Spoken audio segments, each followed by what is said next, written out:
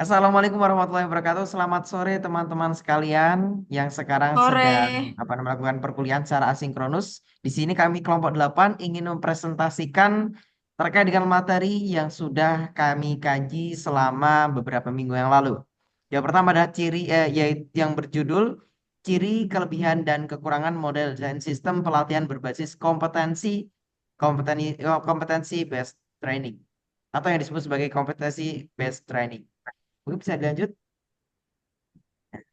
Sebelum kita mulai presentasi pada sore hari ini, izinkan kami dari kelompok 8 memperkenalkan diri kami. Yang pertama adalah Rianita Eka Putri dengan NIM 005, kemudian Abdul Zufar Ramadhani dengan NIM 019, kemudian ada Ahmad Zaki Adarojat dengan NIM 026, kemudian ada Sakina Arifin dengan NIM 027, kemudian ada Miftahul Nur Azizah dengan NIM 081, kemudian ada Fuad Azhar Abdul Fattah dengan NIM 082.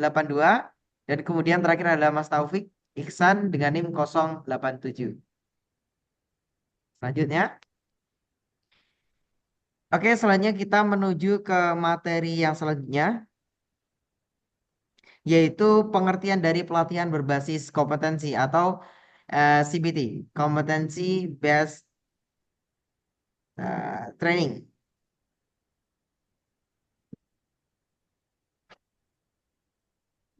Dalam bahasa Inggris sendiri, Pendi- eh, pendidikan adalah education yang awalnya berasal dari bahasa Latin yaitu educatum. Sedangkan dari Undang-Undang Sistem Pendidikan Nasional tahun 2003 pasal 1 ayat 1 pendidikan adalah sebuah sadar dan terencana, sebuah aksi sadar dan terencana untuk mewujudkan suasana belajar dalam proses pembelajaran secara aktif, mengembangkan potensi dirinya untuk memiliki kekuatan spiritual keagamaan, pengendalian diri, kepribadian, kecerdasan, akhlak mulia, serta keterampilan yang diperlukan dirinya dan masyarakat.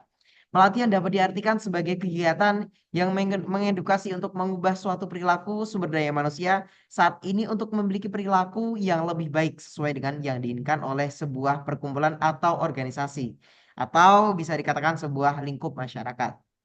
Standar kompetensi adalah kualifikasi kemampuan peserta didik pada titik rata-rata atau minimal yang sudah ditetapkan, yaitu menggambarkan penguasaan sikap, pengetahuan, dan keterampilan yang diharapkan dapat dicapai pada setiap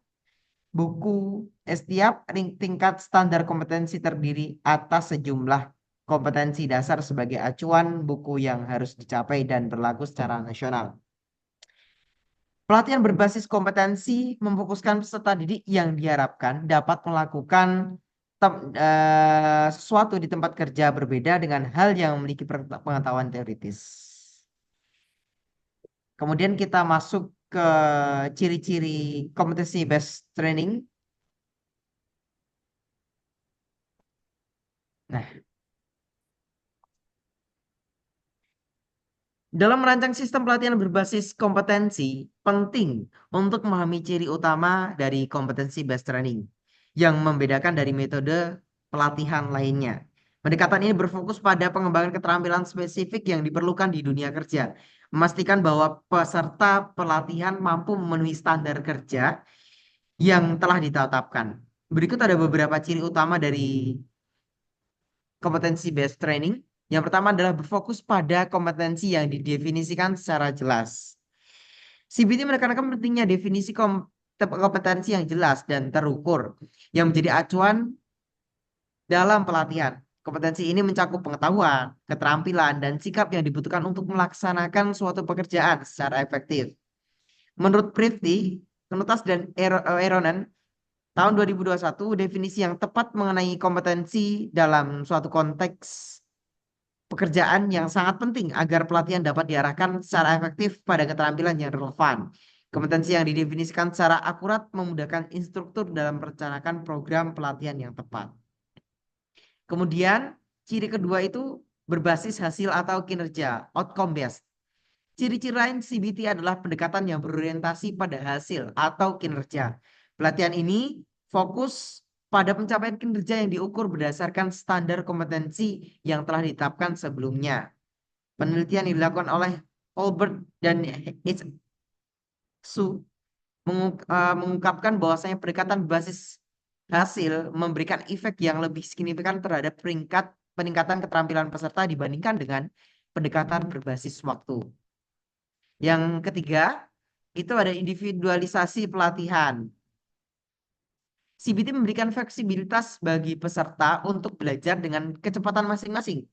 Setiap peserta dapat maju berdasarkan kemampuannya sendiri dalam menguasai materi pelatihan. Menurut penelitian dilakukan oleh Rodriguez dan Valiant pada tahun 2020, metode pelatihan yang diindividualisasi memberikan hasil yang lebih optimal dibandingkan pelatihan yang menerapkan jadwal tetap bagi semua peserta. Dengan sistem ini, peserta dapat mengulang materi sampai mereka benar-benar memahami kompetensi yang diperlukan tanpa tekanan waktu yang ketat. Jadi, ciri yang ketiga ini lebih fleksibel dalam eh, pembelajarannya ataupun dalam proses eh, membelajarkannya. Terus yang keempat, itu penilaian berbasis kompetensi. Salah satu komponen penting dalam CBT adalah penilaian yang berbasis kompetensi. Penilaian ini dilakukan berdasarkan kemampuan peserta dalam menerapkan keterampilan yang mereka pelajari, bukan hanya berdasarkan pemahaman teoretik saja. Terus yang kelima, itu ada fleksibilitas dalam metode pelatihan. CBT juga menawarkan fleksibilitas dalam metode penyampaian pelatihan. Penggunaan berbagai metode seperti pelajaran daring, praktik langsung, dan simulasi memungkinkan penyesuaian dengan kebutuhan kompetensi tertentu. Yang ketiga tadi disebutkan individualisasi pelatihan, yaitu pelatihan dengan sesuai dengan kebutuhan ataupun keinginan dari peserta pelatihan itu sendiri waktu yang ingin mereka gunakan untuk latihan.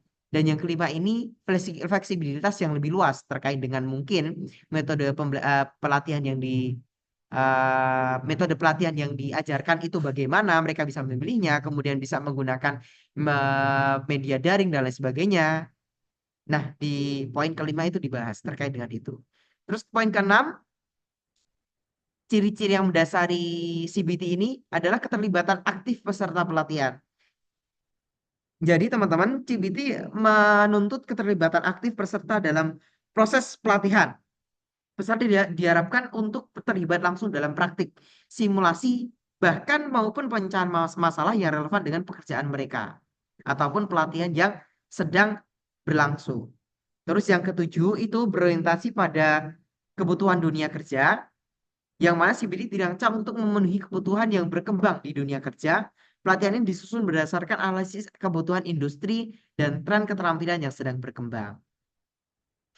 Terus yang kedelapan itu umpan balik berkelanjutan, yaitu CBT menekankan pentingnya umpan balik yang diberikan secara berkelanjutan sepanjang proses pelatihan.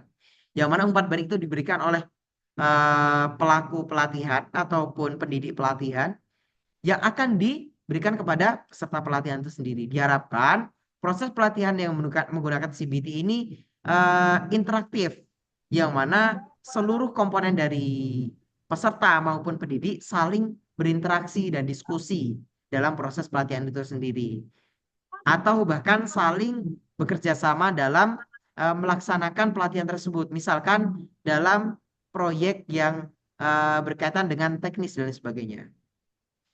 Terus yang kesembilan atau yang terakhir adalah dukungan lingkungan belajar yang interaktif. Lingkungan belajar yang interaktif juga merupakan salah satu ciri utama CBT. Pembelajaran interaktif seperti diskusi kelompok dan simulasi kolaboratif memberikan kesempatan bagi peserta untuk berlatih keterampilan dalam suasana yang mendekati dunia kerja nyata. Jadi dalam proses kerja di dunia nyata kan masyarakat mesti atau pekerja mesti berkolaborasi, komunikasi dan sebagainya. Nah, diharapkan dalam proses BT ini juga menerapkan apa saja yang ada dalam proses yang terjadi di dalam pekerjaan, misalkan komunikasi, interaksi, kemudian kolaborasi dan lain sebagainya. Untuk selanjutnya adalah terkait dengan materi tujuan pelatihan berbasis kompetensi yang akan disampaikan oleh Mas Fuad.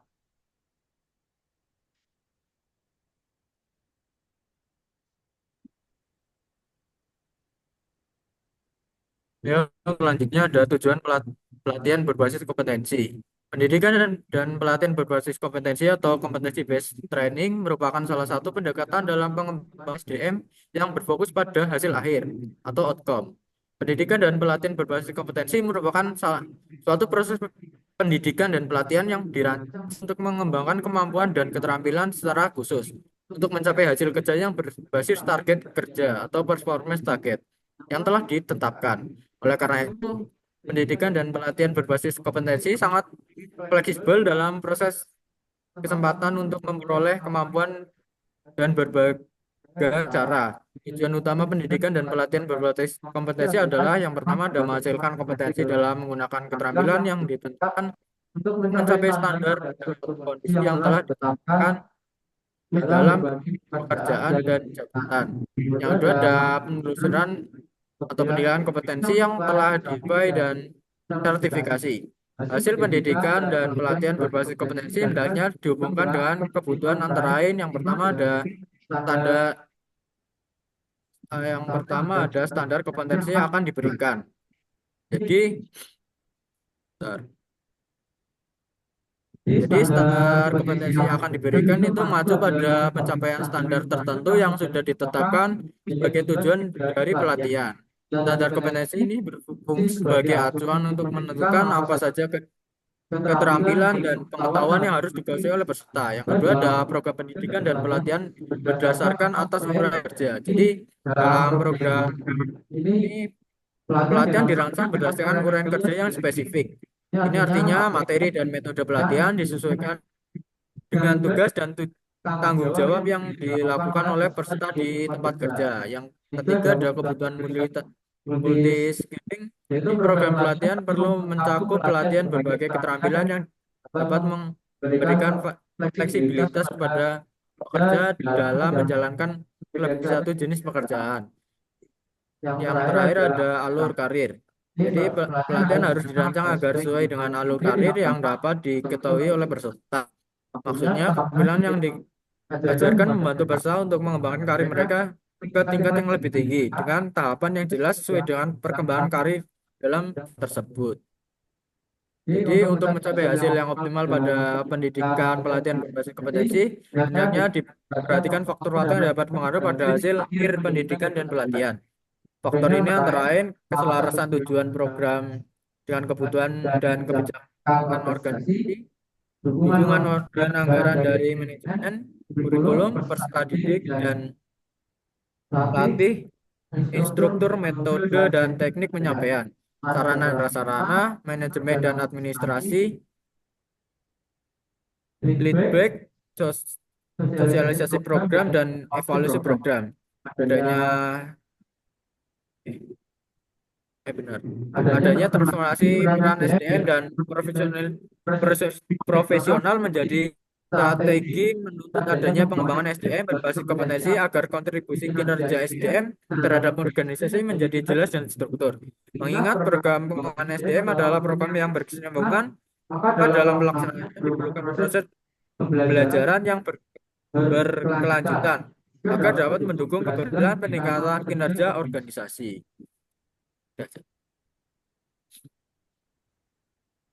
Baik, selanjutnya kita masuk ke materi yang selanjutnya terkait dengan Struktur standar.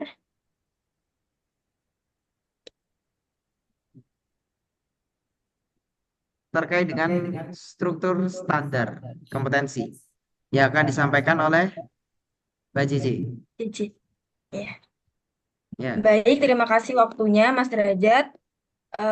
Selanjutnya teman-teman yaitu struktur standar kompetensi. Nah, seperti yang sudah dijelaskan oleh teman-teman saya sebelumnya terkait definisi lalu tujuan dan sekarang yaitu struktur standar kompetensi. Nah, kompetensi alur prosedur kompetensi dari sebuah standar kerja yang dimulai dari yang pertama yaitu standar kompetensi kerja, yaitu di mana kompetensi kerja adalah kemampuan kerja setiap individu yang mencakup beberapa aspek pengetahuan, keterampilan, dan sikap kerja yang sesuai dengan standar yang sudah ditetapkan. Lalu yang kedua yaitu SKKNI. Nah, SKKNI sendiri ini Artinya yaitu Standar Kompetensi Kerja Nasional Indonesia. Maksudnya SKKNI di sini yaitu rumusan kemampuan kerja yang mencakup aspek pengetahuan, keterampilan, dan keahlian, skill, serta sikap kerja attitude yang relevan dengan pelaksanaan tugas dan syarat jabatan yang ditetapkan sesuai dengan ketentuan peraturan perundang-undangan yang berlaku. Jadi kalau kita ingin menggunakan lembaga kompetensi CBT ini, maka harus sesuai dengan struktur standar kompetensinya. Selanjutnya, slide selanjutnya.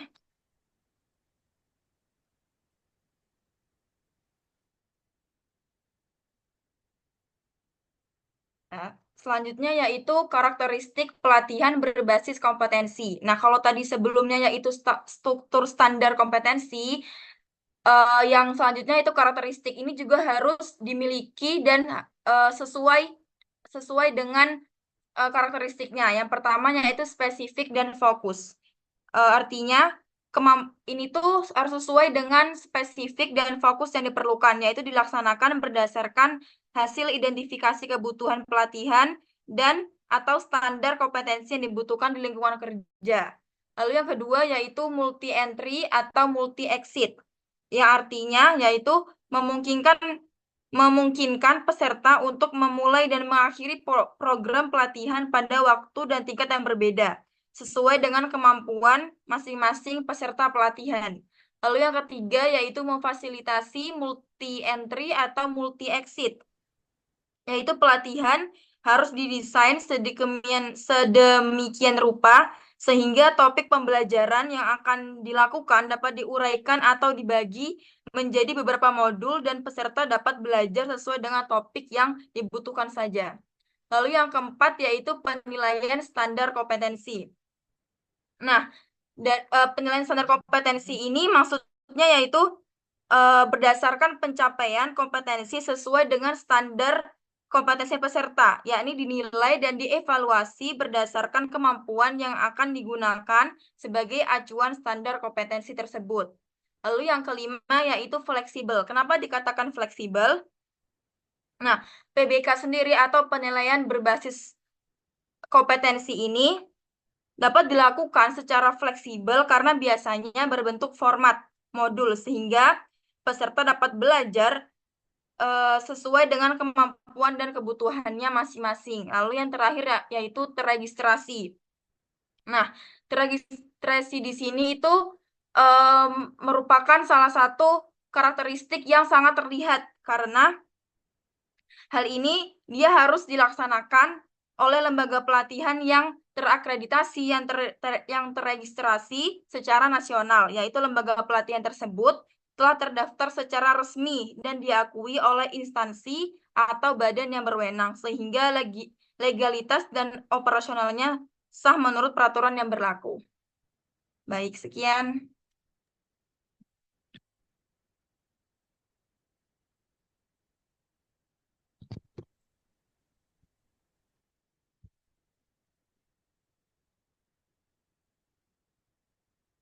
Oke, selanjutnya ada bagian kelebihan kompetensi based training.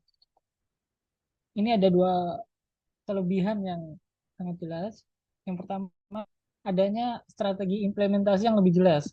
Karena dengan adanya perangkat pembelajaran seperti RPP, perangkat pelatihan seperti RPP, silabus, materi pelatihan, serta bahan ajar, lembar kegiatan pelatihan, strategi, dan model evaluasi latihan, maka akan semakin jelas yang akan diterapkan oleh pengajar dalam strategi implementasi nilai karakter di proses pelatihannya. Yang kedua ada kejelasan tujuan bagi peserta pelatihan. Dengan jelasnya tujuan bagi peserta pelatihan, maka peserta pelatihan akan semakin mudah untuk menemukan dan menggunakan materi pelatihan mandiri yang akan mereka kerjakan untuk mencapai tujuan pelatihan dengan bantuan pengajar. Karena dalam sistem CBT, peserta memiliki pengetahuan yang jelas tentang hasil pelatihan yang dibutuhkan, sehingga proses pelatihan dapat dibagi lebih merata antara proses mandiri maupun proses dengan pendampingan pengajar. Lanjut.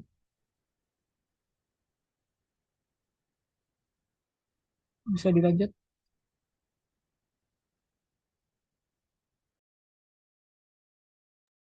Baik, untuk materi selanjutnya yaitu kekurangan dari penggunaan atau pelatihan yang berbasis CBT ini yang akan disampaikan oleh Mas Taufik. Monggo Mas.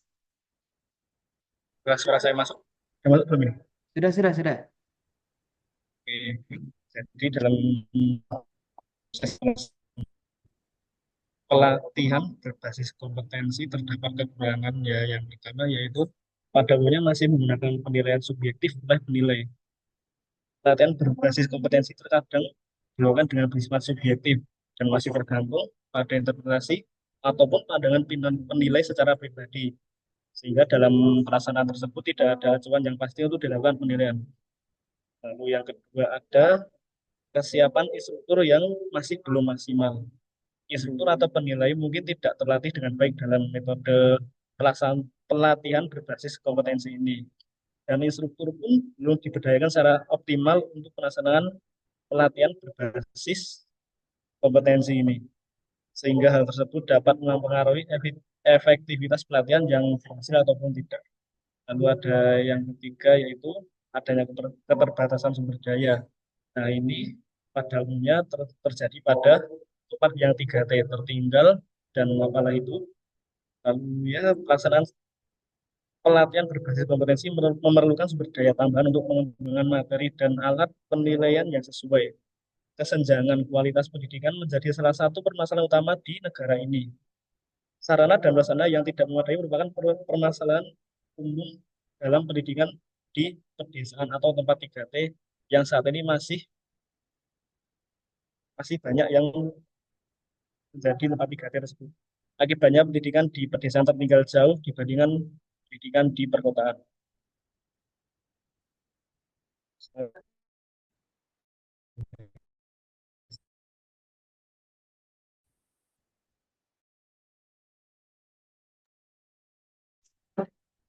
Mungkin untuk selanjutnya nanti akan pertanyaan yang akan disampaikan oleh teman-teman sekalian. Itu nanti pertanyaan bisa ditanyakan melalui Bismart ya teman-teman. Karena proses pembelajaran kita menggunakan asinkronus. Untuk terakhir,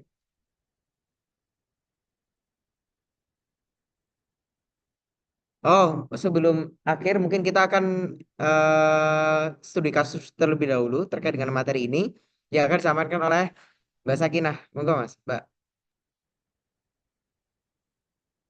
Ya, di sini ada contoh sederhana tentang penerapan kompetensi based learning di sekolah menengah kejuruan atau SMK.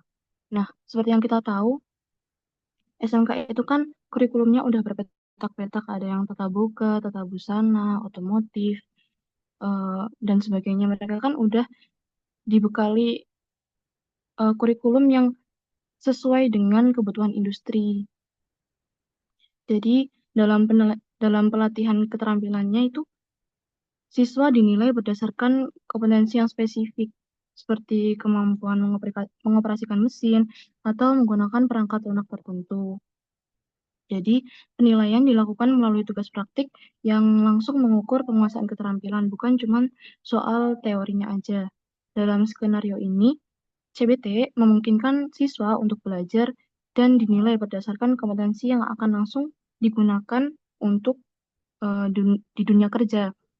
Hasilnya, lulusan SMK itu diharapkan mereka lebih siap untuk bekerja sesuai dengan standar industri, karena keterampilan mereka itu udah disesuaikan dengan kebutuhan pasar tenaga kerja, seperti itu.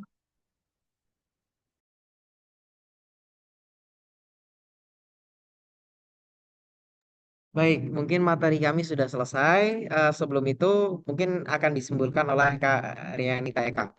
Monggo.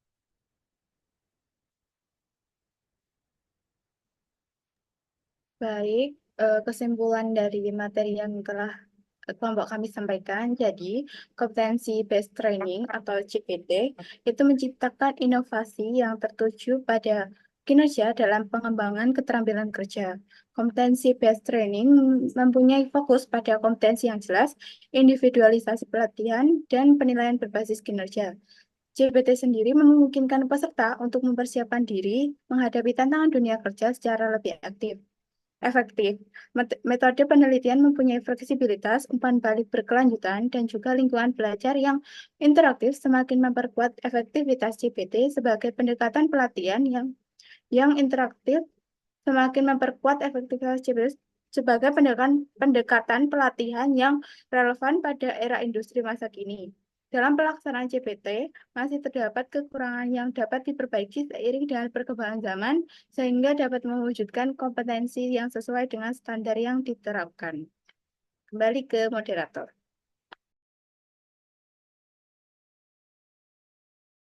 Baik, terima kasih atas penyampaiannya Mbak Rian Eka dan teman-teman sekalian.